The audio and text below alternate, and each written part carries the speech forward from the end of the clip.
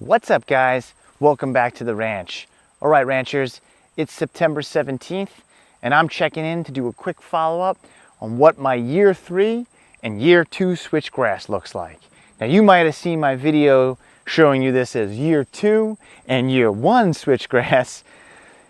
If you didn't, I could include that link, but I'm just checking in real quick to show you now what this stand looks like in its 3rd year and my other stand looks like in its 2nd year, because now in its 3rd and 2nd year, I know that this caught and not only made a good catch, it's in kind of a maturity stage. So let's jump in and take a quick look at what my 3rd year switchgrass looks like.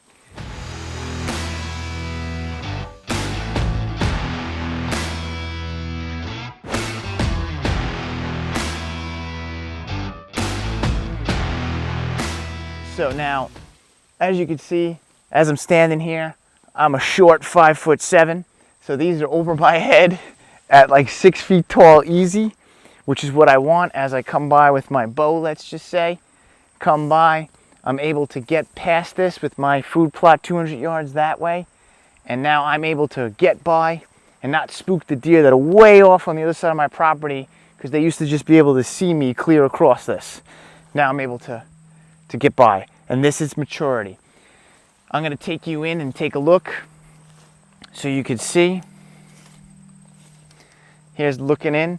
You can see that's very weed free and controlled, and I'll even hoist you up over the top of this for like a crazy aerial view, and you can see that's a nice mature stand of switchgrass. What's also awesome is, I don't know if you could see that, that's all seed head. This seed head, although it's not an invasive species, this seed head will drop its seeds and it may spread slightly. Now you're saying that sounds invasive. It's not, because switchgrass is so hard to establish that all these seeds, well, most of these seeds will be choked out and it will not spread to everywhere.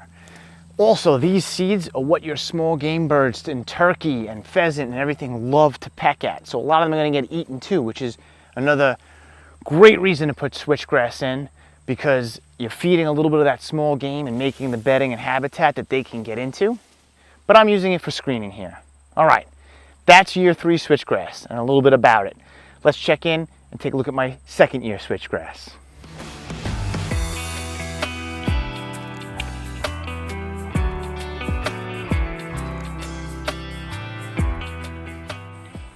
So now we're here in the 2nd year switchgrass, and you could see me being the same height I was when I was in front of the 3rd year switchgrass. In my 2nd year switchgrass, we're not as tall yet. We're only about as tall as me, and it's wispy, but we're getting there in its 2nd year. It's kind of nice. We're at 3 feet tall. Plus this year, huge drought summer, so this switchgrass did not get a lot of consistent summer water. That also probably held it back from getting a little tall as it could have. It probably would be, 8 to 10 inches taller, which would be nice because that would make it more at shoulder height.